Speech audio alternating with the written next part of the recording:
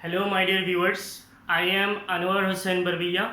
Welcome you to your channel AHB Physics. So, we are studying electromagnetic induction. For class 12 physics, we are studying electromagnetic induction. So, we have already gone for 4 lectures. So, this will be lecture 5th on electromagnetic induction. Now see अब मैं मेरे students के अलावा किसी और को नहीं, मेरे स्टूडेंट्स को एक मैसेज देना चाहता हूँ। और ये मैसेज जो है मान लीजिए 2 मिनट्स का होता है। आप अच्छी तरीके से सुनेंगे और उसको याद रखेंगे, ठीक है। मेरे कुछ स्टूडेंट्स हैं, बेसिकली मेरे कॉलेज के स्टूडेंट्स हैं। वो लोग जैसे मेरा 1K सब्सक्राइबर हुआ, so congratulation sir for 1K subscriber. तो मैंने बोला थैंक यू। फिर 1-2 दिन गया, फिर देखा सर तो रेस्पॉन्ड करता है, बहुत मज़ा आ रहा है। तो फिर मैसेज आना शुरू हुआ, सर आपको यूट्यूब ने कितना पैसा दिया है। आपको यूट्यूब, सर बुरा तो नहीं मानेंगे। मैंने बोला नहीं, आपको यूट्यूब ने कितना पैसा दिया है। इसका मतलब आपके दिमाग में एक चीज़ है कि यूट्यूब से बहुत सारा पैसा मिलता है कि नहीं है। Now remember one thing, YouTube से सही में बहुत ज़्यादा पैसा मिलता है, लेकिन उसके लिए आपको यूट्यूबर बनना पड़ता है। सारे यूट्यूबर्स को नहीं मिलता है, कुछ यूट्यूबर्स को रोटी भी नसीब नहीं होता है, ठीक है। बहुत सारे ऐसे यूट्यूबर्स हैं उनका बेसिक नेसेसिटीज़ फुलफिल नहीं होता है, जो खर्च करते हैं वो भी शायद नहीं मिलता है। मैंने अपना यूट्यूब का जर्नी जब शुरू किया, मैंने यूट्यूब का जर्नी तो बिल्कुल शुरू नहीं किया। मुझे बेसिकली आपका क्लास लेने के लिए अपना जर्नी को शुरू करना पड़ा। तो आपका बोलने से मेरा कॉलेज का ही बोल रहा हूँ। तो फिर इनिशियली तो मुझे लगा कि मैं पब्लिक अपीयरेंस मेरा बिल्कुल नहीं है और मुझे लोग तो नहीं देखेंगे, इतना तो है। इतना मेरा अंदर डिमोटिवेशन था। फिर मैंने देखा कि वीडियोस कुछ लोग देख रहे हैं, तो मेरे स्टूडेंट्स तो देख रहे हैं, उसके बाहर के भी कुछ लोग देख रहे हैं। तो फिर मेरा भाई ने एक चीज़ बोला, सर भैया एक काम कीजिए, आपका हर वीडियो, आप तो वीडियो में लाइक शेयर और सब्सक्राइब ये 3 चीज़ नहीं बोलते। ये अगर नहीं बोलेंगे तो पब्लिक बेसिकली वीडियो देख के भूल जाती है आपको, और ये काम नहीं करती है। तो आप क्या करना, लाइक शेयर सब्सक्राइब ये तीनों चीज़ बोलना। अब मैंने उसको बोला, भाई सुन, मैं किसी को अभी तक नहीं बोला कि मुझे लाइक शेयर सब्सक्राइब ये चीज़ देखिए, एक टीचर की तरफ से लाइक, मैं पढ़ा रहा हूँ आप लाइक करो बोलना, मैं पढ़ा रहा हूँ मेरा वीडियो को आप शेयर करो बोलना, मैं पढ़ा रहा हूँ मेरे चैनल को सब्सक्राइब करो बोलना। तो आप इमेजिन कर सकते हैं टीचर के लिए ये कितना मुश्किल हो सकता है। तो मैं यूट्यूब में आने के बाद ये काम भी सीख रहा हूँ। इमेजिन, ये इतना आसान नहीं है, ठीक है, ये सीखना पड़ता है। लाइक शेयर सब्सक्राइब ये बोलना पड़ता है इनिशियली। अब बहुत बड़ा यूट्यूबर बन गए तो फिर उसके बाद कोई मैटर ही नहीं है, कोई लाइक करे कोई डिसलाइक करे, कोई शेयर करे कोई सब्सक्राइब करे ना करे, उससे आपको ज़्यादा फ़र्क नहीं पड़ता है। लेकिन एज ए बिगिनर बहुत मुश्किल है, ठीक है। नाउ रिमेंबर वन थिंग, अगर आपको ऐसा लगता है कि सर को कितना पैसा मिला है, तो मैं आपको बोल देता हूँ, मेरा पहला 24 आवर्स का जो इनकम है, फर्स्ट 24 आवर्स का इनकम $0.39 है, ठीक है। और ये सिंबल देख के बहुत मज़ा आता है ना, डॉलर का सिंबल, तो ऐसा मज़ा नहीं लेना, ठीक है।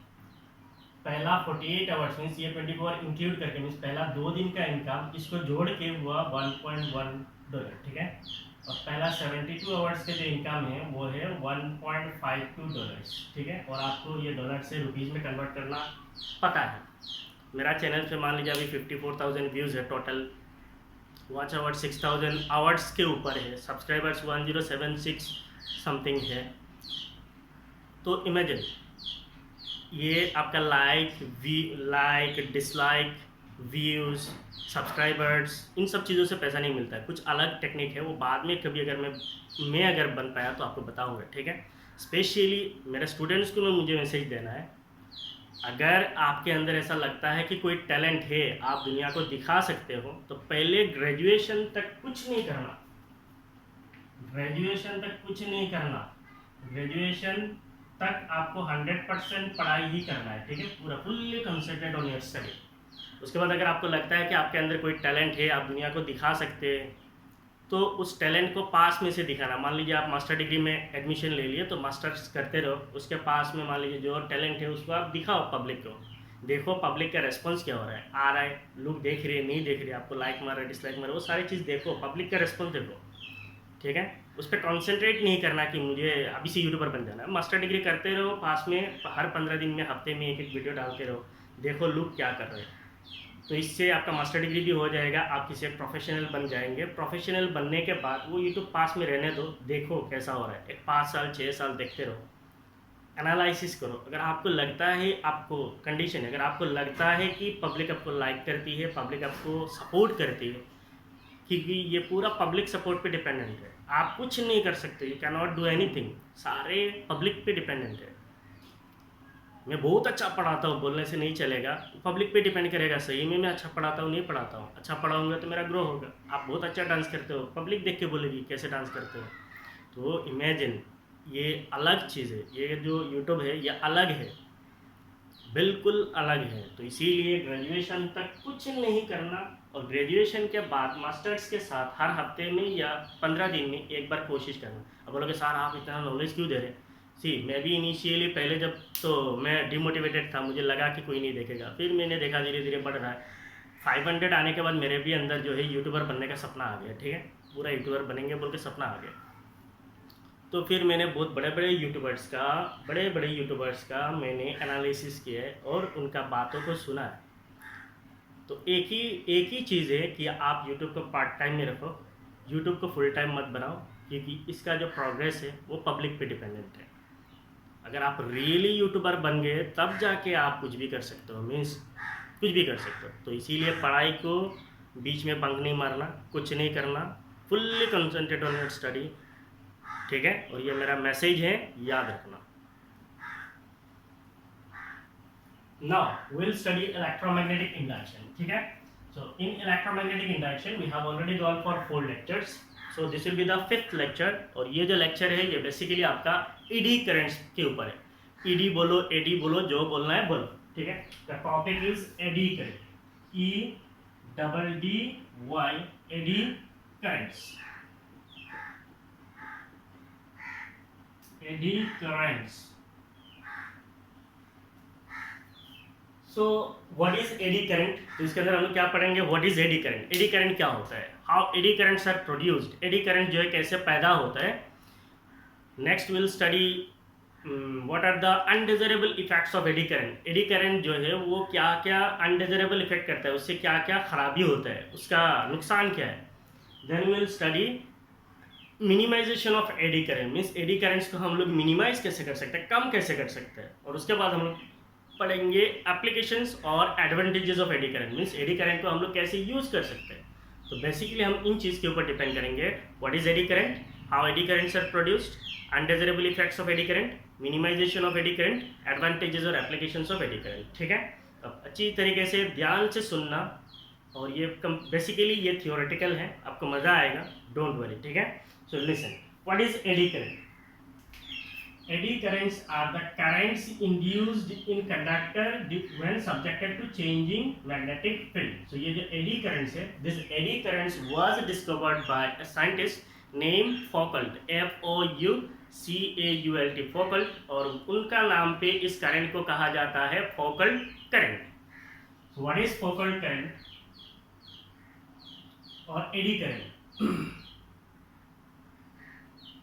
When bulk pieces of metallic conductors, when bulk pieces of metallic conductors, when bulk pieces of metallic conductors are subjected to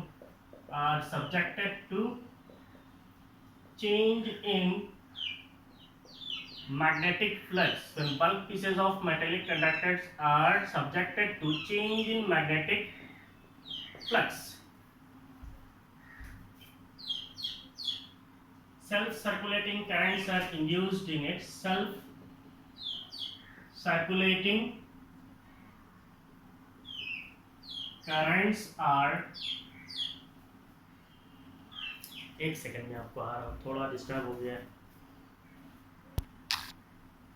So we are studying eddy currents when bulk pieces of metallic conductors are subjected to change in magnetic flux. Self-circulating currents are induced in the conductor. Self-circulating currents are induced in the conductor. Self-circulating currents are induced in the conductor. This current is called, or these currents, नीचे self-circulating currents are induced in the conductor, called बोल के भी लिख सकते हैं, called eddy currents. इसको हम लोग बोलते हैं eddy currents, और फौकल्ट करंट, FOUCAULT, फौकल्ट करंट। तो ये बेसिकली फौकल्ट ने इस इफेक्ट को इफेक्ट को स्टडी किया था, इसीलिए उनके नाम पे इसको फौकल्ट करंट भी कहा जाता है, लेकिन पॉपुलरली इसको कहा जाता है eddy current. So what is eddy current? When bulk pieces of metallic conductors are subjected to change in magnetic flux, self-circulating currents are induced in the conductor called eddy currents or focal current. ठीक है? When we consider that we have a conductor. Say this is a conductor. ये क्या है? एक conductor है. Say any conductor. इस conductor के पास में अगर मैग्नेटिक फ्लक्स को चेंज करता हूँ, say this is north pole, this is south pole, तो एक बार मैग्नेट है. इससे मैग्नेटिक फील्ड लाइंस निकलेगा, ये सबको पता है, it is a known phenomenon to us. इससे मैग्नेटिक फील्ड लाइंस निकलेगा. नाउ इस मैग्नेट को अगर मैं कंडक्टर के पास लेके जाता हूँ, दूर लेके जाता हूँ, फिर ऐसे ऐसे मोशन कराता हूँ, that means if I move this magnet there will be change in magnetic field, there will be change in magnetic field. Magnetic field जो है चेंज करेगा, इंक्रीज करेगा, डिक्रीज करेगा.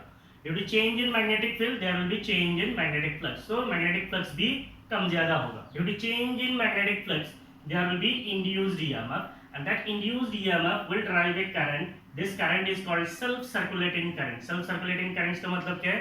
जो अपने आप घूमते रहता है. तो यहाँ पे क्या होता है? अपने आप कुछ करंट्स घूमता है. सेल्फ सर्कुलेटिंग करंट जो है अपने आप घूमते रहता है. सुनो अच्छी तरीके से, समझ में आ जाएगा. अब ये सेल्फ सर्कुलेटिंग करंट्स का कांसेप्ट क्या है? सेल्फ सर्कुलेटिंग करंट का मतलब ये होता है, जैसे हम लोग इस मैग्नेट को ऐसे मोशन में लाएंगे तो मैग्नेटिक फील्ड चेंज की वजह से, मैग्नेटिक फील्ड चेंज की वजह से फ्लक्स चेंज होगा. फ्लक्स चेंज की वजह से इस पे जो इलेक्ट्रॉन्स है, इस कंडक्टर पे जो इलेक्ट्रॉन्स है, उन इलेक्ट्रॉन्स का क्या होगा? इलेक्ट्रॉन्स के ऊपर फोर्स लगेगा, जिसकी वजह से ये इलेक्ट्रॉन जो है अपने आप हिलने लगेगा. इलेक्ट्रॉन्स हिलने लगेगा मींस इलेक्ट्रॉन्स अपने आप घूमने लगेगा. इलेक्ट्रॉन्स घूमने लगेगा, इसका मतलब चार्ज का फ्लो होगा. चार्ज का फ्लो होगा, इसका मतलब इसके अंदर एक करंट फ्लो होगा. अब क्वेश्चन ये है, क्या हम इस कंडक्टर को ऐसे हाथ देने से हमें करंट फील होगा? मींस कुछ करंट है बोल के फील होगा? आपको फील नहीं होगा. ये करंट जो है बेसिकली आपको एक्सटर्नल सर्किट पे नहीं मिलता है. अगर आप बाहर में कोई एक वायर लगा के बोलते हो यहाँ पे कितना करंट फ्लो हो रहा है, तो आपको मान लीजिए यहाँ पे रेजिस्टर लगा दिया, क्लोज सर्किट बना दिया, तो उससे करंट जाएगा, ऐसा बिल्कुल नहीं है. वो करंट आपको फील नहीं होता है, क्योंकि ये करंट जो है सेल्फ सर्कुलेटिंग है. ये अपने आप घूमते रहता है. कहाँ पे घूमता है? कंडक्टर के अंदर पे घूमते रहता है. ऐसे ही घूमते रहता है. इलेक्ट्रॉन्स की मोशन की वजह से ये करंट होता है, और ये छोटा करंट होता है. नाउ ये जो करंट है, ये छोटा सा करंट है, इसको हम लोग बोलते हैं सेल्फ सर्कुलेटिंग करंट. इस सेल्फ सर्कुलेटिंग करंट्स की वजह से इलेक्ट्रॉन्स ऐसे घूमते रहता है, जिसकी वजह से इलेक्ट्रॉन्स की मोशंस की वजह से ये कंडक्टर क्या हो जाता है? हीट हो जाता है. मींस ये कंडक्टर जो है हीट होता है. तो ये करंट हम फील कर सकते हैं. कैसे फील कर सकते हैं? हीट की वजह से. जैसे मान लीजिए हमारा फैन है, फैन कुछ समय चलता है, तो फैन के अंदर क्या है? कॉइल है. कॉइल के अंदर कौन सा करंट फ्लो होता है? एसी करंट फ्लो होता है. AC current means time varying current है. टाइम वेरिंग करंट फ्लो होने की वजह से क्या होता है? फ्लक्स चेंज होता है. फ्लक्स चेंज की वजह से क्या होता है? कॉइल रोटेट होता है, घूमता है, वो अलग चीज़ है. लेकिन फ्लक्स चेंज की वजह से इस फैन के अंदर का जो कोर है, उस कोर पे क्या होता है? कोर का मतलब क्या है? आप लोगों ने अगर कहीं देखा होगा तो फैन का कंस्ट्रक्शन कैसा होता है? कुछ इस तरह होता है. देखा है? ऐसे पोल्स होता है और वायर जो है यहाँ पे कनेक्ट किया जाता है, तो इसका मतलब ऐसे होता है. तो ये बेसिकली क्या है? ये मेटल से बना हुआ है. इसको हम लोग बोलते हैं कोर. ये क्या है? कोर. अब ये कोर क्या है? मेटल का बना हुआ है. कॉइल पे करंट फ्लो होता है. करंट कहाँ पे फ्लो होता है? कॉइल्स पे करंट फ्लो होता है. तो कॉइल्स पे करंट फ्लो होने की वजह से क्या होता है? इस कोर पे क्या होता है? सेल्फ सर्कुलेटिंग करंट प्रोड्यूस होता है. और ये करंट फ्लो होने की वजह से क्या होता है? आपका कोर जो है गर्म होता है. तो कुछ समय फैन चलने के बाद क्या होता है? गर्म होता है. क्यों गर्म होता है? Because of eddy current. मान लीजिए ये कैमरा है सामने, ये कुछ समय वीडियो रिकॉर्ड करने के बाद गर्म होता है. क्यों होता है? क्योंकि इसके अंदर भी एडी करंट प्रोड्यूस होता है. तो ये एडी करंट्स बेसिकली आपको कहाँ पे नजर आता है? जैसे मान लीजिए आपका जनरेटर है, ट्रांसफार्मर है, मोटर है, जिनका कोर मेटल से बना हुआ है और उनके आसपास का जो करंट है वो करंट चेंज करता है. उसकी वजह से फील्ड चेंज करता है, फ्लक्स चेंज होता है, जिसकी वजह से सेल्फ सर्कुलेटिंग करंट्स प्रोड्यूस होता है. और वो सेल्फ सर्कुलेटिंग करंट्स क्यों होता है? Because of motion of electrons. तो इसीलिए इस करंट का जो फ्लो पैटर्न है, इसको कहा जाता है swelling eddies in water. Swelling eddies in water का मतलब क्या? मान लीजिए यहाँ पे पानी है, ठंडा से शांत पानी है, वहाँ पे पत्थर छोड़ दो तो क्या करता है? पानी ऐसे ऐसे बुलबुला बनाता है कि नहीं? ऐसे चूक करके ऐसे जाएगा, चूक. तो इसका मतलब क्या है? ये जो एडी करंट्स का जो रिजम्बलेंस है, it is resemble like swelling eddies in water. ठीक है. ना एक इन्फॉर्मेशन मैं आपको देता हूँ। मान लीजिए यहाँ पे मैं वीडियोस में जो भी पढ़ाता हूँ सारा चीज़ अगर मैं वीडियोस में लिखाने जाऊँगा तो वीडियोस का लेंथ बहुत ज़्यादा हो जाता है, ठीक है। मैं आपको कॉन्सेप्ट्स देता हूँ, जितना मुझे आता है उतना कॉन्सेप्ट्स दूंगा। मैं कोशिश करता हूँ कि 70% चीज़, मान लीजिए ये 100% कभी नहीं होता है, 70% चीज़ जो है मैं आपको वीडियो लेक्चर्स के थ्रू ही दे दूँ, ताकि आपको इधर उधर भटकने की कोई ज़रूरत नहीं है नोट्स वगैरह के लिए, ठीक है। बाकी 30% आप कैसे फुलफिल करेंगे, आप एनसीईआरटी को रीडिंग मारेंगे, मार के देखेंगे कोई इन्फॉर्मेशन छूट गया तो वहाँ से उसको नोट डाउन करेंगे, पढ़ेंगे, दिल से पढ़िए, रेफरेंस बुक लीजिए, उसको भी रीडिंग मारिए और इन्फॉर्मेशन को कलेक्ट कीजिए, ठीक है। इन्फॉर्मेशन जितना ज़्यादा होगा, 100% नहीं होता है, 70% तक मान लीजिए बोर्ड तक फुलफिल हो जाएगा, बाकी 30% आपको ऐड करना है। तो ये एडिशन जो है ये आपके पास है। हाँ, 70% मटेरियल्स आपको इस वीडियोज़ में मिल जाता है, ठीक है। So when bulk pieces of metallic conductors are subjected to change in magnetic flux, self-circulating currents are induced in the conductor। आपको समझ में आ गया, कोई कंडक्टर इसके आसपास में मैग्नेटिक फील्ड चेंज होता है तो क्या होता है, फ्लक्स चेंज होता है, इंड्यूस्ड ईएमएफ आता है, सेल्फ सर्कुलेटिंग करंट प्रोड्यूस होता है, उसको हम लोग बोलते हैं एडी करंट और फोकल करंट। इसी को हम लोग बोलते हैं एडी करंट या फिर focal current. Eddy currents are like swirling eddies in water, तो swirling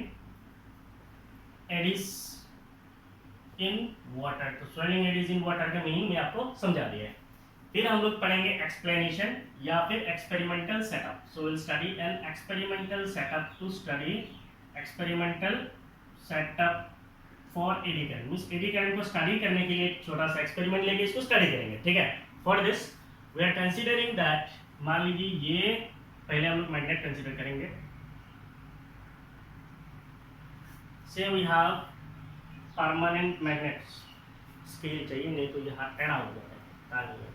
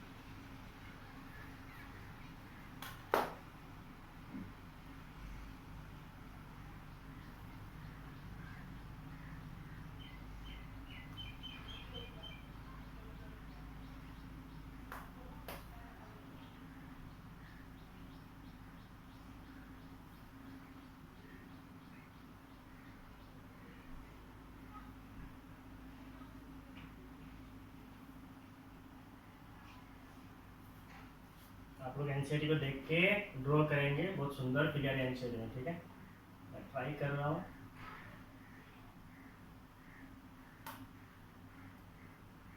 वीडियोस में हर चीज़ सिखाना पॉसिबल नहीं है, फिर भी कोशिश करो, ठीक है।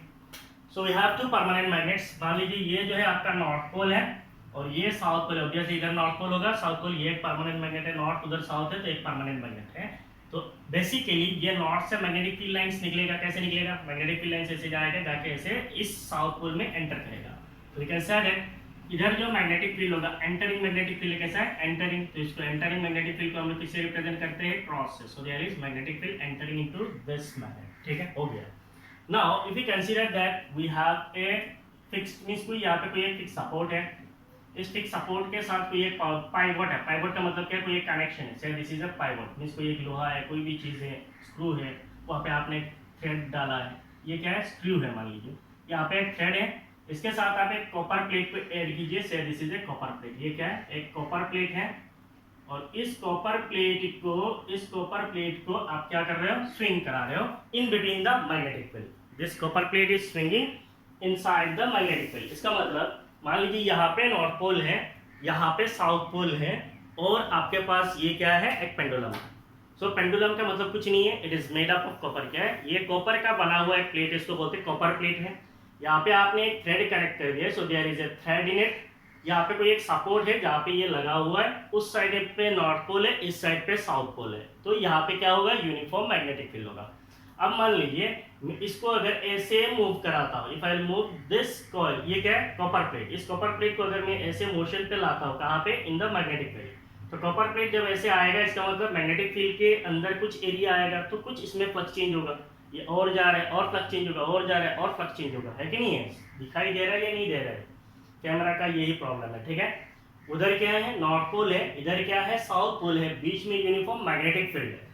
उस यूनिफॉर्म मैग्नेटिक फील्ड के अंदर आपके पास कोई एक कॉपर प्लेट है, ये एक कॉपर प्लेट है, यहाँ पे आपने एक थ्रेड बांधा, यहाँ पे एक सपोर्ट है, तो उस सपोर्ट के अंदर इस कॉइल को आप क्या कर रहे हो, इस कॉपर प्लेट को ऐसे मोशन पे ला रहे हो, ऐसे मोशन पे लाने से ये क्या करेगा, ऐसे ला रहे हो, ठीक है, हिला रहे हो, like simple pendulum, that means the copper plate is swinging in the magnetic field like a pendulum, एक पेंडुलम की तरह स्विंग कर रहा है ना। स्विंग के टाइम पे अगर आप ऐसा सोचेंगे, मान लीजिए ये कॉपर प्लेट जब ऐसे एंटर करेगा, एंटर करने का टाइम पे कुछ मैग्नेटिक फील्ड लगेगा, और आएगा और ज्यादा मैग्नेटिक फील्ड लगेगा, और आएगा और ज्यादा मैग्नेटिक फील्ड लगेगा, तो इसका मतलब इसका जितना एरिया मैग्नेटिक फील्ड के अंदर आता है उतना ज्यादा फ्लक्स चेंज होता है, जितना ज्यादा फ्लक्स चेंज होगा उतना ज्यादा इसमें ईएमएफ आएगा, इंड्यूस्ड ईएमएफ, उससे एक करंट पैदा होगा, उसको हम लोग बोलेंगे इंड्यूस्ड करंट।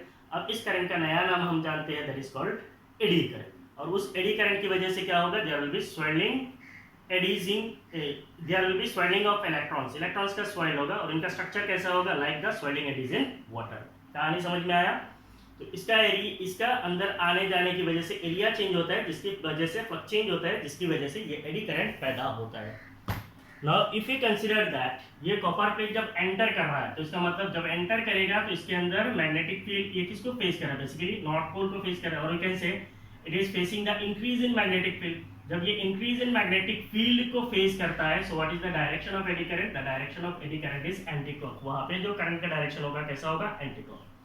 तो अब मान लीजिए ये कैसा कर रहा है, ऐसा अंदर से ऐसे गुजर रहा है, तो ये जब अंदर आने की कोशिश करेगा तो करंट का डायरेक्शन कैसा होगा, एंटी क्लॉक।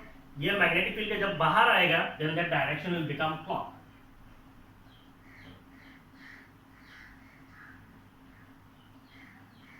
तो मान लीजिए ये अब बाहर आने आ रहा है, तो परफेक्ट, तो ये अंदर आने का टाइम पे ये किसको फेस कर रहा है, increase in magnetic flux, increase in magnetic flux को जब फेस करता है then the direction of current is anti clock. अब बाहर जब जा रहा है इसका मतलब डिक्रीज इन मैग्नेटिक फ्लक्स को फेस कर रहा है, तब क्या होगा, the direction of current will be clockwise, that means entering के टाइम पे एंटी क्लॉक होता है और लीविंग के टाइम पे क्या होता है, क्लॉक होता है। फिर एंटरिंग के टाइम पे एंटी क्लॉक, फिर बाहर जब जाएगा क्लॉक, फिर अंदर आएगा तो एंटी क्लॉक, फिर बाहर आएगा तो क्लॉक। समझ में आया। उधर से जब आता है एंटी क्लॉक, बाहर आ गया क्लॉक, फिर अंदर जाएगा तो एंटी क्लॉक, बाहर जाएगा तो क्लॉक, फिर अंदर आएगा एंटी क्लॉक, बाहर आएगा तो क्लॉक। तो ये ऐसे होते रहता है। अब क्वेश्चन ये है, इसका अगर मोशन हम लोग बोलते हैं, मान लीजिए ये मैग्नेट के बीच में ये कंडक्टर मूव कर रहा है, कॉपर प्लेट से मूव कर रहा है, इसका मोशन की वजह से क्या हो रहा है, एरिया चेंज हो रहा है, फ्लक्स चेंज हो रहा है, इंड्यूस करंट आ रहा है, ये तो ओके। नाउ ये जो कॉपर प्लेट है इसमें क्या फर्क पड़ सकता है, अब इसमें क्या हो रहा है, सेल्फ सर्कुलेटिंग करंट प्रोड्यूस हो रहा है। अब ये जो सेल्फ सर्कुलेटिंग करंट है ये बेसिकली क्या है, ये इंड्यूस्ड करंट है, और इंड्यूस्ड करंट हमेशा क्या करता है, अपोज करता है मोशन को। Induced current always opposes the motion, जैसे आप लोगों ने पढ़ा है, कहाँ पे पढ़ा है, Lenz law. Induced current opposes the motion, तो ये मोशन को अपोज करेगा। इसका मतलब ये अगर पहले अगर ऐसे स्पीड से मूव कर रहा है, तो जैसे ही मैग्नेटिक फील्ड के अंदर आएगा तो इसका मोशन अपोज होगा, मोशन अपोज होगा तो ये क्या करेगा, ऐसे हिलेगा, अपना एक्सिस पे से हिलेगा। इसको बोलते हैं डैम्पिंग इफेक्ट। इसको क्या बोलते हैं, damping effect. That means the copper plate will damp in the magnetic field. ये क्या करेगा, डैम्प करेगा। तो इसका मतलब पहले फास्ट जाएगा तो फिर ये धीरे धीरे स्लो हो जाएगा और फिर क्या हो जाएगा, बंद हो जाएगा। That means this copper plate will be halt in the magnetic field after few oscillation. कुछ ऑसिलेशन के बाद ये क्या हो जाएगा, हॉल्ट हो जाएगा इन द मैग्नेटिक फील्ड। कहानी समझ में आया। ये जब मोशन पे आता है इसके अंदर एडी करंट पैदा होता है। एडी करंट क्या करता है, अपोज द मोशन। ये मोशन को अपोज करेगा क्योंकि ये रिएक्शन है। तो मेन फ्लक्स चेंज को फेस करके ये एडी करंट पैदा हुआ। एडी करंट क्या करेगा, इसको अपोज करेगा, मोशन को अपोज करेगा। इसका मतलब ये कॉपर प्लेट मैग्नेटिक फील्ड के अंदर आने के टाइम पे ऐसे हिलेगा, तो ऐसे आएगा, हिलेगा, फिर ऐसे बाहर जाएगा, फिर ऐसे, तो अल्टीमेटली इमेजिन कीजिए ये क्या हो जाएगा, बंद हो जाएगा। 3-4 चक्कर के बाद ये क्या हो जाएगा, बंद हो जाएगा। That means the motion will become halt, ये पूरा बंद हो जाएगा इन द मैग्नेटिक फील्ड। तो ये हो गया एडी करंट का concept.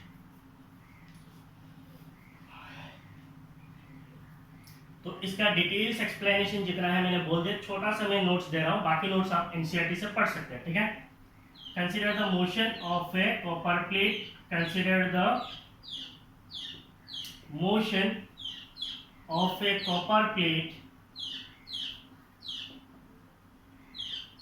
in the magnetic field, consider the motion of a copper plate in the magnetic field as shown in figure. As shown in figure, तो फिगर पे जैसे दिखाया वैसा है. As the copper plate moves in and out, as the copper plate moves in and out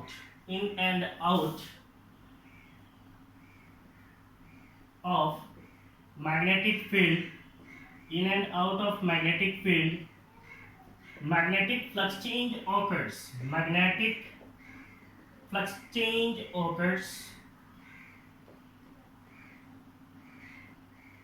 which induces an EMF,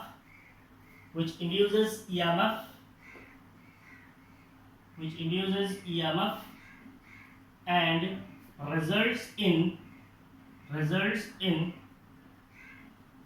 current in copper plate.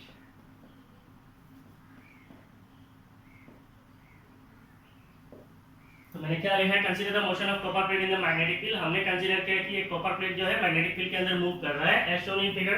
As the copper plate moves in and out, copper plate अंदर आ रहा है बाहर जा रहा है, अंदर आ रहा है बाहर जा रहा है.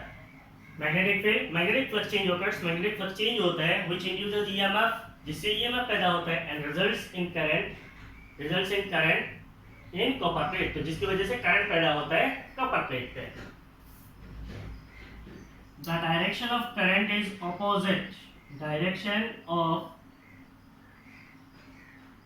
current is opposite when the plate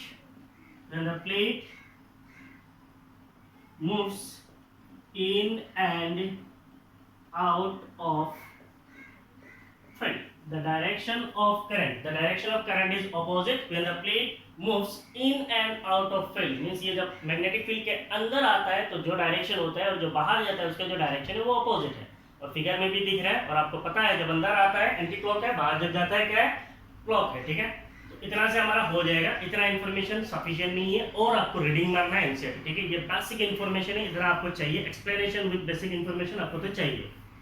ठीक है, तो आप लोग पोज मारिए, जल्दी जल्दी लिखिए.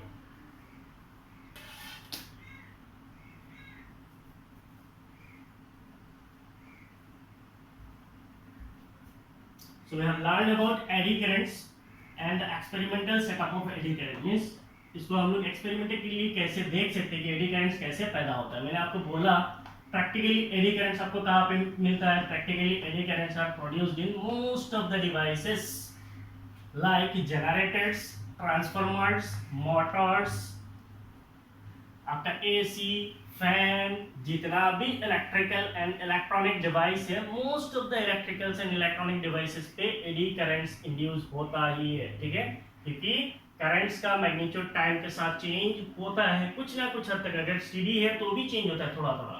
तो इसका मतलब करंट्स का मैग्नीट्यूड चेंज होगा तो फ्लक्स चेंज होगा, फील्ड चेंज होगा, फील्ड चेंज होगा तो फ्लक्स चेंज होगा, फ्लक्स चेंज होगा तो ईएमएफ पैदा होगा, ईएमएफ होगा तो करंट्स पैदा होगा. उन करंट्स को हम लोग बोलते हैं एडी करंट्स. और एडी करंट्स हमें हाथ में ऐसे तो शॉक नहीं लगेगा, लेकिन एडी करंट्स का जो इफेक्ट है वो हमें दिखता है. कैसा दिखता है? In the form of heat हमें नजर आता है. Most of the electrical device जो है कुछ समय ऑपरेट करने के बाद गर्म होता है, जहाँ पे मेटालिक कोर का बना हो, मेटल का होना चाहिए. मेटालिक कोर जहाँ पे है वहाँ पे जो हीट पैदा होता है, it is because of eddy current. फिर हम लोग पढ़ेंगे undesirable effects of eddy current. Undesirable effects of eddy current. Undesirable effects of eddy currents का मतलब क्या है? मींस एडी करंट से क्या अनडिजायरेबल होता है, मींस क्या प्रॉब्लम होता है. अनडिजायरेबल का तो मीनिंग समझ में आ रहा है. मींस डिजायरेबल का मतलब क्या, एप्लीकेबल है. अनडिजायरेबल का मतलब क्या, जो एप्लीकेबल नहीं है. What are the undesirable effects of eddy currents? So सबसे पहला जो अनडिजायरेबल है, eddy current heats up, eddy currents heats up most of the cores of eddy current heats of the cores, बोलने से और थोड़ा सुंदर होगा, eddy current heats of the cores of, eddy current heats of the cores of generators, motors, transformers, etc. Eddy currents hits up the cores of generators, motors, transformers, etc. which dissipates electrical energy, dissipates electrical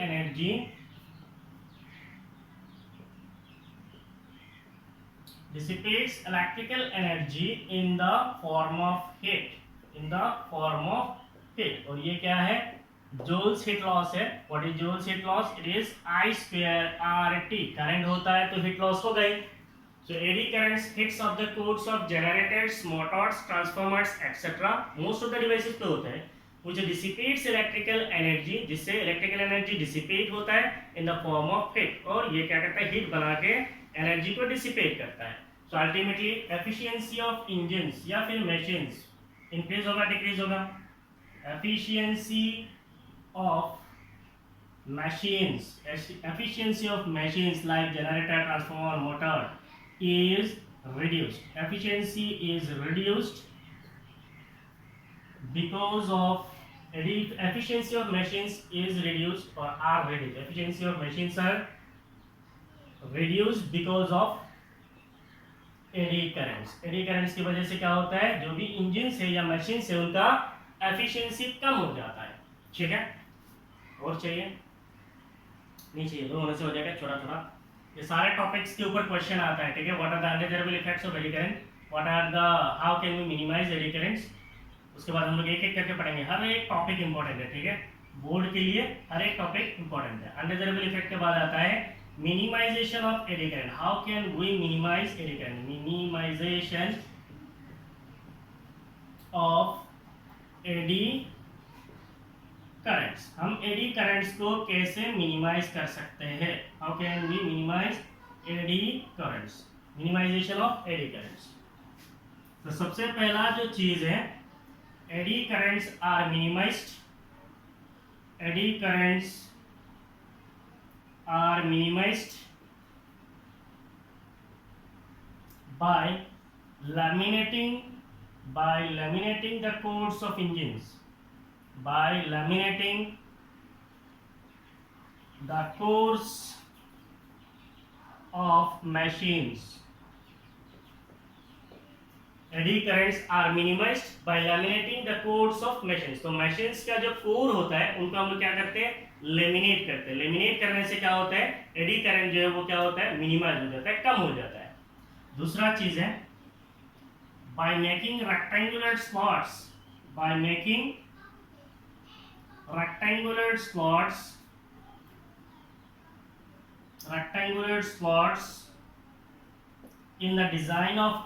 in the design of core, the eddy currents can be minimized. The eddy currents can be minimized.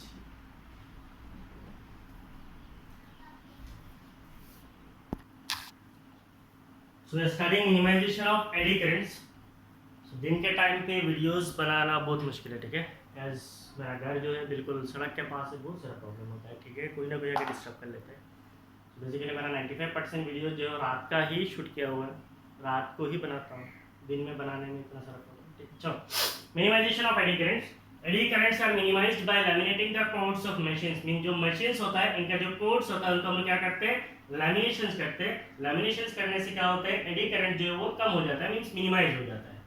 Bye making rectangular slots in the design of core, the eddy currents can be minimised. इसका मतलब क्या है, अगर हम लोग बोलते हैं, जैसे मान लो पहले जो हमने कॉपर प्लेट कंसीडर किया था, ये हमारा कॉपर प्लेट है. कॉपर प्लेट अभी ये नहीं है, ये कॉपर प्लेट है. ठीक है, so this was our copper plate. अब इस कॉपर प्लेट को अगर हम लोग रेक्टेंगुलर स्लॉट्स बना देंगे, मान लीजिए ये कॉपर प्लेट अगर फुल होता तब क्या होता, एडी करंट को फ्लो होने के लिए जगह क्या होता, बहुत ज्यादा मिलता, so there will be enough and sufficient spaces for the flow of eddy current. ठीक है, तो अब हम लोग क्या करेंगे, रेक्टेंगुलर स्लॉट्स बनाएंगे। रेक्टेंगुलर स्लॉट्स का मतलब क्या है, हम लोग इस कॉपर प्लेट को काट देंगे इन रेक्टेंगुलर स्लॉट्स।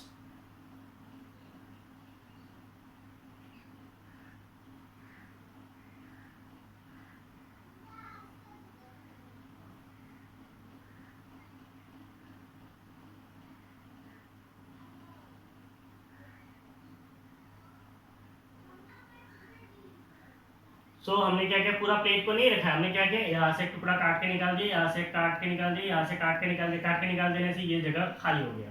अब इस कॉपर प्लेट को जब अंदर से मूव कराएंगे तो अभी एरिया कम हो गया ना, पहले प्लेट का एरिया पूरा था, अभी प्लेट का एरिया कम हो गया, तो एडी करंट को फ्लो होने के लिए क्या होता है, जगह कम मिलता है। जब हम लोग ऐसे मशीन्स को बनाने के टाइम पे इनका जो कोर है, कोर को अगर हम लोग ऐसा रेक्टेंगुलर स्लॉट्स कर देंगे तो क्या होगा, ultimately area available to the flow of eddy current will reduce, which will reduce the magnitude of eddy current. तो इसमें क्या होता है, by making rectangular slots in the design of core the eddy currents can be minimized. कैसे minimize हो जाता है, because the area available to the flow of eddy current, the area available to the flow of eddy currents are reduced, eddy currents are reduced। तो area available to the flow of eddy current reduce हो जाएगा, then it will reduce the magnitude of eddy current। ठीक है, so what is the third process, there are many methods of reducing eddy current। और एक method हम लोग पढ़ लेते हैं, the plane of lamination must be arranged, the plane of laminations, the plane of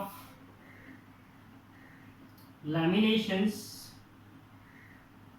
the plane of laminations must be arranged parallel to magnetic field, parallel to magnetic field। तो plane of lamination must be arrange parallel to magnetic field. इससे क्या होता है, the path to the flow of eddy current will be reduced, which will reduce the magnitude of eddy current. ये कैसे होता है, अगर मान लीजिए अगर मैं बोलता हूँ द प्लेन ऑफ कोर, क्या लिखा है, the plane of lamination must be arranged parallel to the magnetic field. मान लीजिए ये एक कॉपर प्लेट है, यहाँ पे और एक कॉपर प्लेट है और एक कॉपर प्लेट है, तो एक कॉपर प्लेट और दूसरा कॉपर प्लेट के बीच में क्या डाला जाता है, लैमिनेशन। तो फिर दूसरा कॉपर प्लेट लगाया, लैमिनेशन नहीं लगाएंगे तो क्या होगा, सब एक साथ एक्ट करेगा। तो लेमिनेशन लगा दिया तो करंट फ्लो नहीं होगा, दूसरा प्लेट लगाया, फिर लेमिनेशन डाला, फिर तीसरा प्लेट लगाया, फिर लेमिनेशन, फिर चौथा प्लेट, हो गया। तो ऐसे कोर को बनाया जाता है। The plane of laminations must be arranged parallel to magnetic field. इसका मतलब ये जो मेरा लेमिनेशन का प्लेन है, the plane should be parallel to magnetic field. अगर ऐसा रखेंगे तो क्या होगा, एडी करंट को ऐसा लेमिनेशन के अंदर से गुजरना पड़ेगा। और अगर मान लीजिए हम लोग ऐसे रख देते तो यहाँ पे मैग्नेटिक फील्ड ऐसे जा रहा है, तो अगर हम लोग लेमिनेशंस को परपेंडिकुलर रखेंगे तब क्या होगा, मैग्नेटिक फील्ड को इजीली गुजरने का फिर मौका मिल जाएगा। तो अल्टीमेटली क्या हो जाएगा, फिर आपका सेल्फ सर्कुलेटिंग करंट प्रोड्यूस हो जाएगा। हम लोग जब प्लेन को पैरेलल रखते हैं तब क्या हो जाता है, मैग्नेटिक फ्लक्स जो एडी करंट्स को बनाता है उसको मौका नहीं मिलता है गुजरने का, तो जिससे अल्टीमेटली क्या हो जाता है, एडी करंट जो है रिड्यूस हो जाता है। तो ऐसे पॉइंट वाइज आपको याद रखना है, आपके एग्जाम में क्वेश्चंस आता है, what are the different methods of minimizing eddy currents, what are the undesirable effects of eddy currents. ठीक है, तो आप लोग पोज मारिए, जल्दी लिखिए।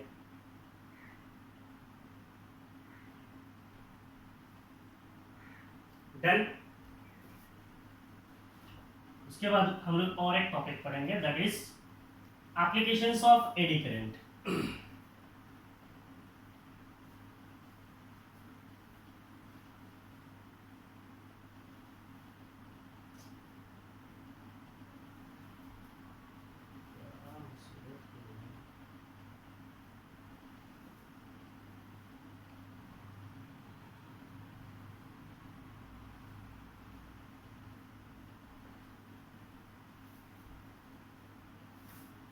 इन सब चक्करों की वजह से मैं कभी कभी पोज मार के लिखता हूँ, मिटाता हूँ, ताकि इससे वीडियोस का लेंथ कम हो जाए।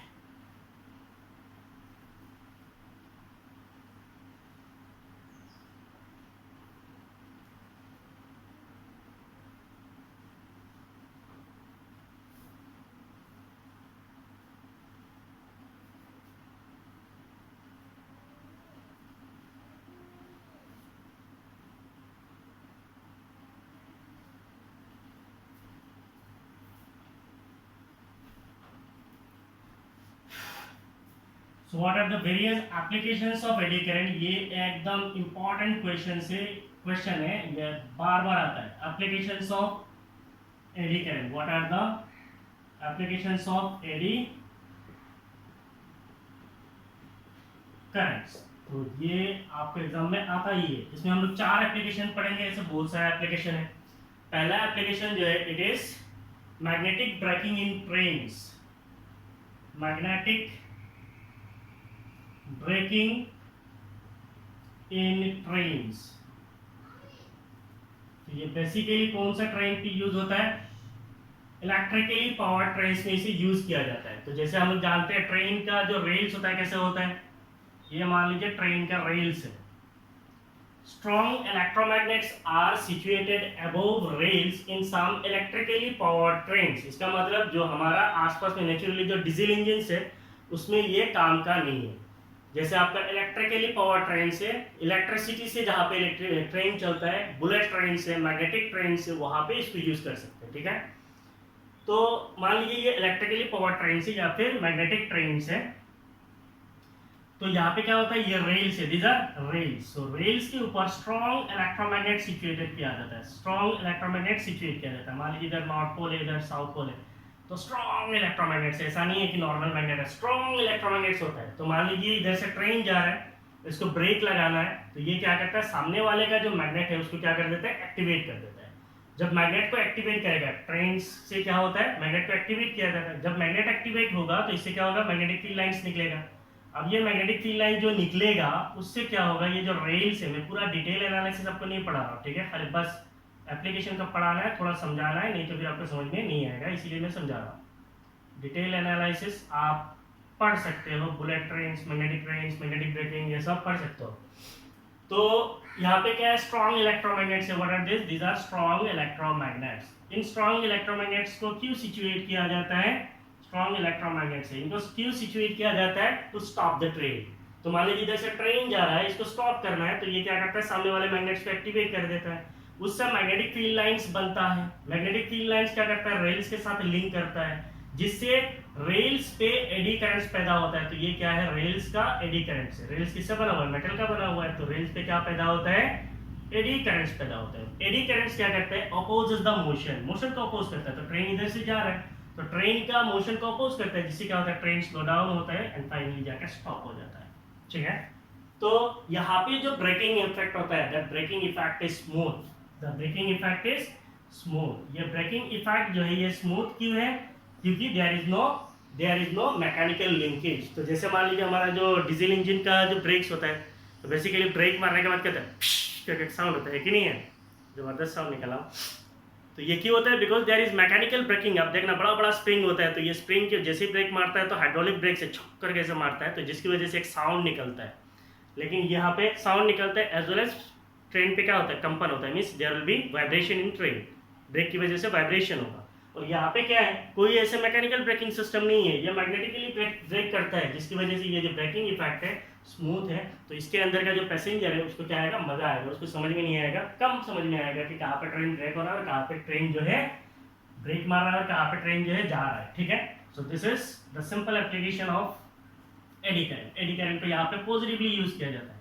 पहले हमने पढ़ा एडी करंट जो है अनडिजायरेबल है, नेगेटिव यूज है, अभी हम लोग पढ़ेंगे positive use. So first is magnetic braking in train. So strong electromagnets are situated. Strong, आप एनसीईआरटी से सीधा पढ़ सकते हो, ठीक है।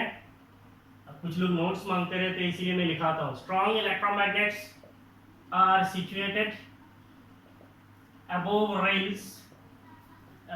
rails in some electrically powered trains. Electrically powered trains. Strong electromagnets are situated in some electrically powered trains. When these electromagnets are activated,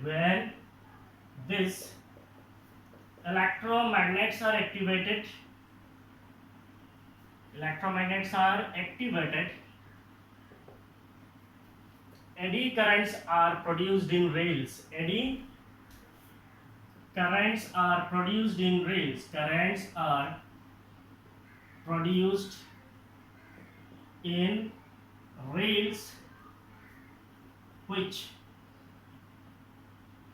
opposes the motion of train,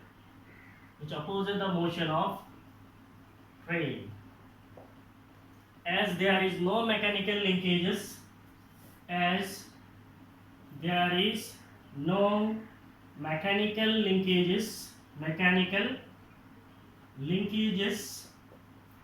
the braking effect is smooth, यहाँ पे magnetic breaking mechanical linkage नहीं है जिसकी वजह से break एकदम smoothly लगता है। तो ये हो गया पहला एप्लीकेशन। सेकंड एप्लीकेशन है इंडक्शन फर्नेस क्या होता है और इंडक्शन फर्नेस का काम क्या होता है? इंडक्शन फर्नेस तो बेसिकली आपका एलओएस को बनाने के लिए यूज किया जाता है। एलओएस क्या होता है हमें पता है, it is mixture of elements. तो मान लीजिए एलनी को बनाना है, एल्यूमिनियम, निकल, कॉपर, आयरन, इन सबको क्या करना है, मिलाना है। अब इनको ऐसे अगर आयरन का एटम, कॉपर का एटम, एल्यूमिनियम का एटम सब लेके ऐसा बोलेंगे मिल जाओ, मिलेगा? नहीं मिलेगा बेसिकली। तो इनको एक साथ जोड़ने के लिए, एलॉयस को बनाने के लिए इंडक्शन फर्नेस का इस्तेमाल होता है। इंडक्शन फर्नेस पे बेसिकली क्या होता है, मान लीजिए ये कोई एक फर्नेस है, ठीक है, ये ऐसे ही ड्रॉ कर रहा हूँ समझने के लिए, इंडक्शन फर्नेस है। अब इस इंडक्शन फर्नेस में क्या होता है, यहाँ पे एक कॉइल होता है। So this is a coil around this furnace. Furnace के आसपास में क्या होता है, एक कॉइल होता है। उस कॉइल के अंदर से एक अल्टरनेटिंग करंट गुजारा जाता है। कैसा करंट गुजारा जाता है? Alternating current. अल्टरनेटिंग करंट का मतलब क्या है, इसका बाद वाला चैप्टर में ही हम लोग पढ़ने वाले हैं। अल्टरनेटिंग करंट क्या होता है? It is time varying current. Time varying current का मतलब the current which changes its magnitude with time. मान लीजिए इधर करंट है, इधर टाइम है, इधर पॉजिटिव है, इधर नेगेटिव है। सो ये current that changes its magnitude continuously, magnitude continuously change होता है एंड पोलैरिटी चेंजेस पीरियडिकली, उसको हम लोग बोलते हैं अल्टरनेटिंग करंट। इसका मतलब ये करंट क्या है, टाइम वेरिंग है। मींस ये जो करंट है इसका जो मैग्नीट्यूड है वो टाइम के साथ चेंज होता है। करंट का मैग्नीट्यूड टाइम के साथ चेंज होगा तो इसके अंदर जो कॉइल के अंदर करंट फ्लो होगा उससे जो मैग्नेटिक फील्ड बनेगा वो मैग्नेटिक फील्ड भी क्या होगा, टाइम के साथ चेंज करेगा। वो मैग्नेटिक फील्ड टाइम के साथ चेंज करेगा तो क्या होगा, फ्लक्स चेंज होगा। There will be change in magnetic flux.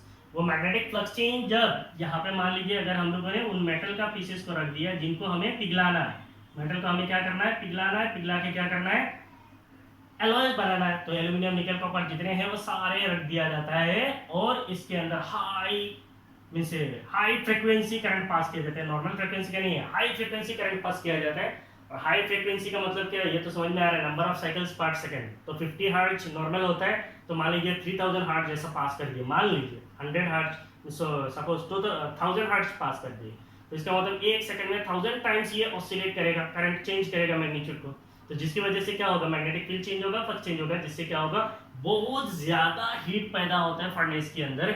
और इतना हीट पैदा होता है कि इसके अंदर का जो मेटालिक कंस्टिट्यूएंट है वो सारे पिघल जाता है और पिघल के क्या बन जाता है, एलॉय बन जाता है। ठीक है, तो ये बेसिकली इंडक्शन फर्नेसेस पे एलॉयज को बनाने के लिए यूज किया जाता है। तो ये पॉजिटिव यूज है for eddy current.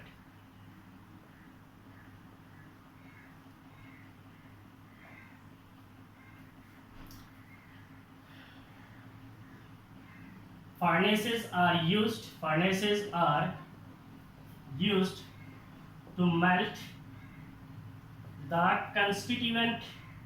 melt the constituent metals to produce alloys. Furnaces are used to melt the constituent metals to produce alloys. Alloys को बनाने के लिए, constituent metals को पिघलाने के लिए furnaces का इस्तेमाल होता है। In induction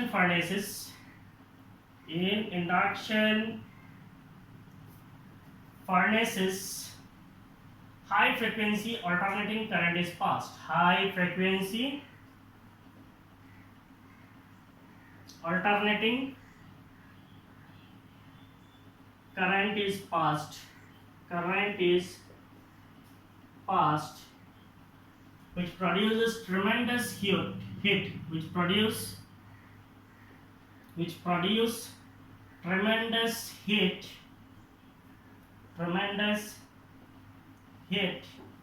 and the metals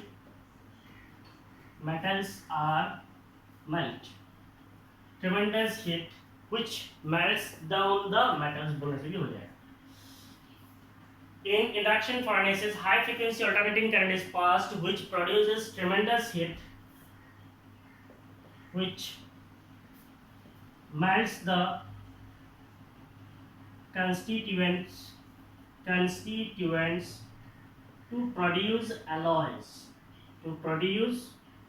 alloys को बनाने के लिए हाई फ्रीक्वेंसी alternating करंट को पास किया जाता है, जिससे क्या हो जाता है, आपका कंस्टिट्यूएंट इंडक्शन फर्नेस बहुत गर्म होता है और उससे आपका जो चीज है वो पिघल जाता है और आपको एलॉयज बन जाता है। ठीक है, so this is the second application. ऐसे 4 एप्लीकेशन है, आप पोज करिए, जल्दी लिखिए।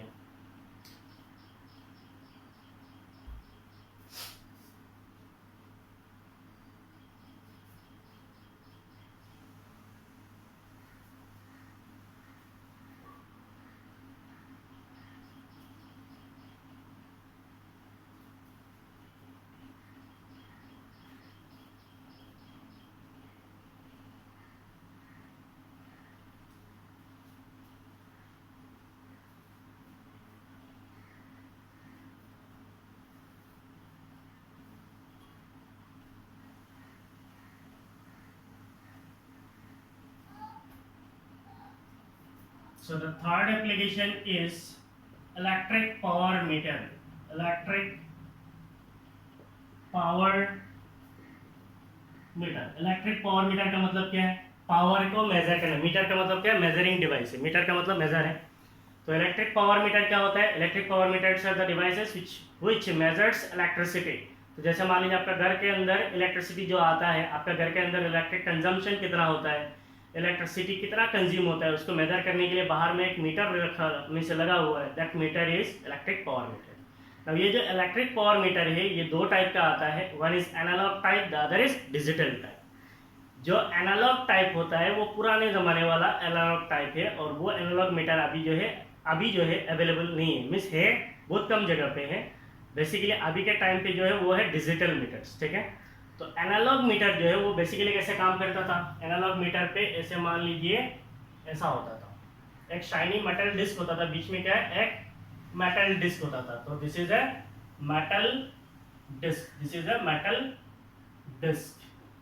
अब ये मेटल डिस्क में क्या होता है, इधर मान लीजिए नॉर्थ पोल है, इधर साउथ पोल है, तो मेटल डिस्क के पास में क्या होता था, एक कॉइल होता है मान लीजिए। सो इस कॉइल के अंदर करंट पास होता है, तो आपका घर के अंदर जितना इलेक्ट्रिसिटी जा रहा है तो वो करंट जो है इसके अंदर से पास किया जाता है। मैं ऐसे ही बता रहा हूँ, ये एग्जैक्ट फिगर नहीं है। ठीक है, इसके अंदर एक करंट फ्लो होता है, से करंट इज आई। तो ये करंट जब फ्लो होगा, करंट फ्लो होने की वजह से क्या होगा, इस करंट की वजह से क्या होगा, ये जो मेरा डिस्क है ये किससे बना हुआ है, ये डिस्क जो है मेटल का बना हुआ है। तो ये करंट जो है, ये करंट बेसिकली क्या है, अल्टरनेटिंग करंट है। अब इस अल्टरनेटिंग करंट फ्लो होने की वजह से क्या होगा, फील्ड चेंज होगा, फ्लक्स चेंज होगा, इंड्यूस ईएमएफ आएगा, फिर इसको हम लोग पढ़ेंगे यहाँ पे। तो ये करंट जो है अल्टरनेटिंग है, जिसकी वजह से क्या होता है, यहाँ पे फ्लक्स चेंज होता है, और इससे क्या होता है, यहाँ पे एडी करंट पैदा होता है। यहाँ पे क्या होता है, एडी करंट पैदा होता है पूरा आपका डिस्क पे। अब आपका घर के अंदर जितना इलेक्ट्रिसिटी यूज होगा वो उतना फास्ट घूमेगा, जितना इलेक्ट्रिसिटी यूज होगा उतना फास्ट घूमेगा, कम इलेक्ट्रिसिटी यूज होगा तो कम फास्ट घूमेगा। तो मान लीजिए ये ऐसे रोटेट करता है, ये एक डिस्क है, ऐसे आप लोगों ने देखा है ना सीडी का डिस्क, तो एकदम ऐसे ही सीडी का डिस्क के जैसे पतला सा डिस्क होता है और ये ऐसे रोटेट करता है। अब मान लीजिए इसका 750 revolution is equal to 1 kilo watt hour है। मान लीजिए 750 revolution is equal to 1 kilo watt hour है।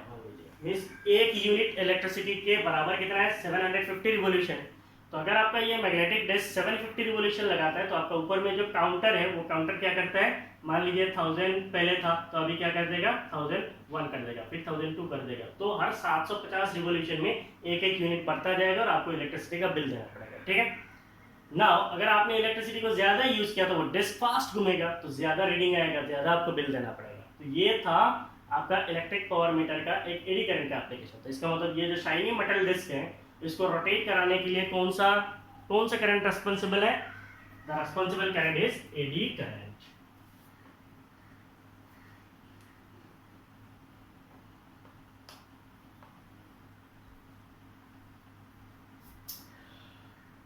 So in analog type power meter, it is basically analog type electric power meter, electric power meter, in analog type electric power meter, the shiny metal disc, इसको shiny metal disc क्यों कहा गया है? Means एकदम shine करता है, silver colour का जैसा है. So the shiny metal disc rotates due to eddy currents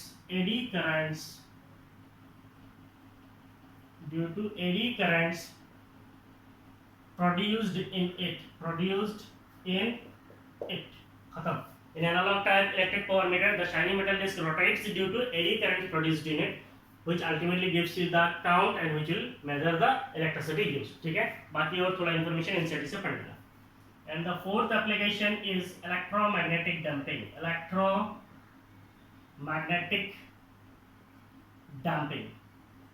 तो इलेक्ट्रोमैग्नेटिक डंपिंग कहाँ पे यूज होता है? इलेक्ट्रोमैग्नेटिक डंपिंग जो है, एडी करंट जो है, इलेक्ट्रोमैग्नेटिक डंपिंग में कहाँ पे यूज होता है? It is basically used in moving coil galvanometer. Moving coil galvanometer आप लोगों ने पढ़ा है. तो मूविंग कॉइल गैल्वानोमीटर में क्या होता है? एक कोर होता है. So this is the core of moving coil galvanometer. इस कोर पे क्या होता है? कॉइल होता है. So these are the coils. आप लोगों ने पढ़ा है, आई होप. ये कॉइल है. अब ये कॉइल पे जब कोई करंट फ्लो होगा, so there is current through the coil. ये करंट की वजह से इस कॉइल के अंदर क्या होगा? कॉइल के अंदर करंट फ्लो होगा, मैग्नेटिक फील्ड पैदा होगा. अब ये मैग्नेटिक फील्ड किसके साथ लिंक करेगा? कोर के साथ लिंक करेगा. अब ये कोर के साथ लिंक करेगा तो पूरा कोर में क्या आएगा? पूरा कोर में जो है एडी करंट पैदा होगा. और इन एडी करंट्स की वजह से क्या होता है? मान लीजिए आपका पॉइंटर जो है इधर है, तो पॉइंटर इधर से क्या करता है? इधर से हिल के यहाँ पे जाता है, यहाँ पे चला गया पॉइंटर. तो ये एडी करंट क्या करता है? मोशन को अपोज करता है. तो पॉइंटर इधर गया, फिर ये एडी करंट क्या करेगा? करके फिर इसको अपनी जगह पे लेके आ जाएगा. सो अल्टीमेटली ये एडी करंट जो है अपना डंपिंग इफेक्ट को दिखाता है और अल्टीमेटली आपका जो पॉइंटर है वो क्या हो जाता है? फिर अपना रेस्ट पोजीशन में चला जाता है. तो इसका मतलब यहाँ पे भी एडी करंट का इस्तेमाल होता है.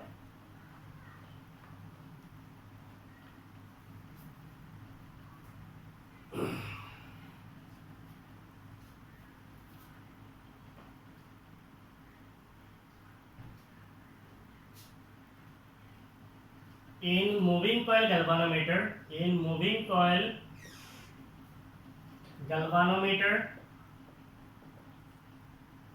eddy currents are produced, or we can say eddy currents are induced. Eddy currents are produced or induced at the core. In moving coil galvanometer, eddy currents are produced at the core, which brings the coil and the pointer at rest. So in moving coil galvanometer, eddy currents are produced at the core, which due to the oscillation नहीं चाहिए. moving coil galvanometer, eddy currents are produced at the core. Core पे पैदा होता है, which brings the coil and the pointer at rest, जिसकी वजह से क्या होता है? पॉइंटर और कॉइल जो है कहाँ पे आ जाता है? रेस्ट पे आ जाता है. बस इतना होने से हो जाएगा. सो this is about eddy currents. और इसके आगे हम लोग पढ़ेंगे इंडक्टेंस. और एक मज़ेदार टॉपिक है इंडक्टेंस. उसके अंदर आएंगे सेल्फ इंडक्टेंस, म्यूचुअल इंडक्टेंस. फिर आएगा दो phenomenon, self induction, mutual induction. तो इन सारी चीज़ों को हम लोग इसके बाद का वाला क्लासेस पे पढ़ेंगे. ठीक है. तो as I had given you already the hint, तो लाइक, शेयर एंड सब्सक्राइब. इसमें से मैं लाइक को थोड़ा हटा देता हूँ, अभी भी मुझे मज़ा नहीं आता है ज़्यादा लाइक बोलने में. तो please share my videos so that I can connect more and more students, and please subscribe my channel if you have not subscribed yet. Thank you for watching my videos. Thank you. Bye bye.